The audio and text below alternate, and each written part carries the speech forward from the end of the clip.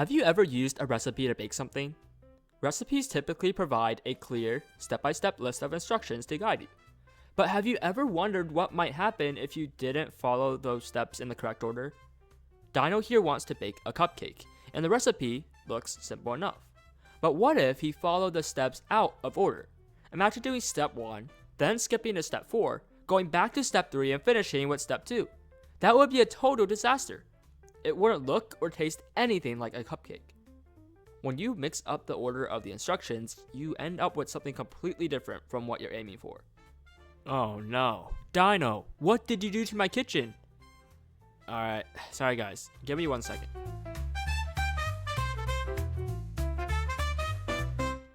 Now just like how you have to follow a recipe in order, the same applies to math. The order you do things is important. In a given math problem, if you don't follow the correct order, you can get completely different and incorrect results. This will not only be confusing, but detrimental, like what happened to my kitchen. So that's why math has the order of operations. The order of operations is simply the order that you use to solve a math problem.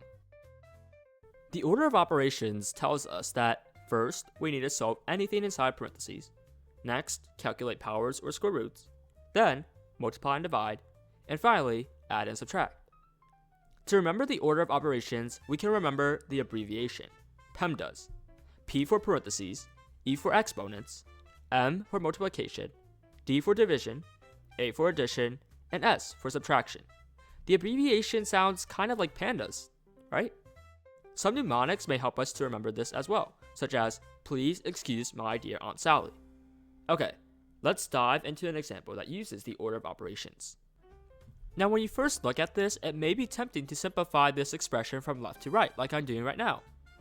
But this is actually incorrect because it's going out of order, out of the order of operations.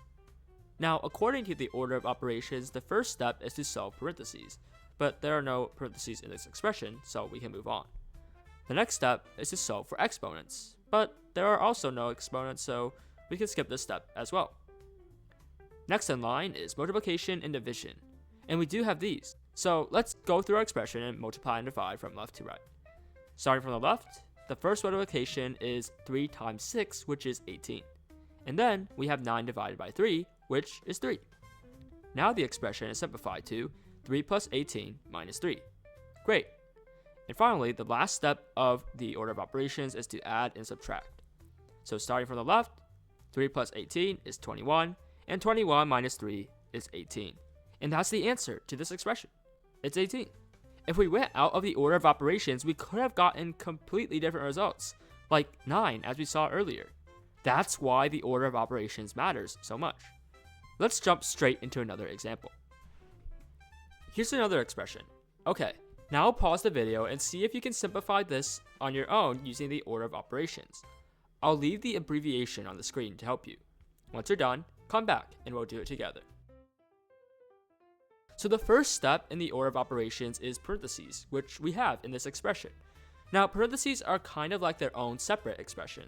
That means the order of operations applies inside of them as well. So for a moment, let's just look at what's inside the parentheses. 3 plus 2 times 2. Applying the order of operations, what is the first step to simplifying this expression?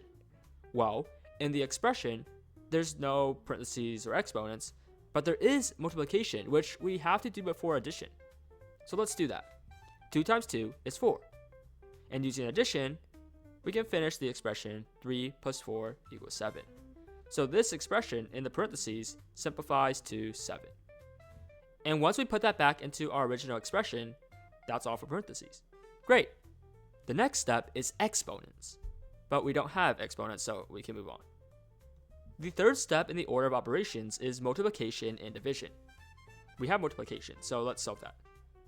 9 times 8, that's 72. Alright. Finally, we add and subtract. Starting from the left, 7 minus 72 is negative 65, and negative 65 plus 3 is negative 62. And that's our answer. This whole expression simplifies to negative 62. Great job. Let's look at another example. Pause the video and simplify this expression following the order of operations. Then pick one of the multiple choices and come back to see if you got the right answer. Okay, So the correct answer was C. If you got any of the other answers, you may have misused the order of operations. Now, the order of operations says to do parentheses first, but we don't have parentheses. And the next step is to do exponents, but we don't have them either.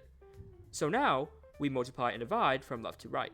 Right away, we see 6 times 2, which is 12. And then we have 9 divided by 3, which is 3. That would give us 12 plus 3. Now we can add these together and we get 15. Nice work. Okay, let's try one last example. Using the order of operations, simplify this expression. Take a go at it on your own and then come back and we'll work it out together. Alright, so in PEMDAS, the first thing we need to do is parentheses. So extracting the expression from the parentheses, we see that it's just an addition problem, 2 plus 3. This simplifies to 5. The next step is exponents, which we do have in this expression. 2 to the power of 2 is just 2 times 2, which is 4. Putting that back into the expression, we get 7 times 4 divided by 4 times 5. And the third step is to multiply and divide. Here, we must solve from left to right. So 7 times 4 is 28. Then we have 28 divided by 4, which is 7. Now we have 7 times 5, which is 35, and we're done. There's no addition or subtraction left. Awesome job, you did fantastic. At first, the order of operations may seem complicated, but in more complex problems, it really helps to keep things consistent. To recap, the order of operations teaches that first, solve for parentheses, then exponents, then multiply and divide, and finally add and subtract. When solving in each step, we must proceed from left to right. The abbreviation is PEMDAS, and a mnemonic that could help is "Please excuse my dear Aunt Sally." If this is the first time you heard of the order of operations, it may seem a bit daunting at first, but think of it as a puzzle or a game. The more you work at it, the easier it will get. So that's it for this video. Keep working hard and keep learning. Thank you for watching.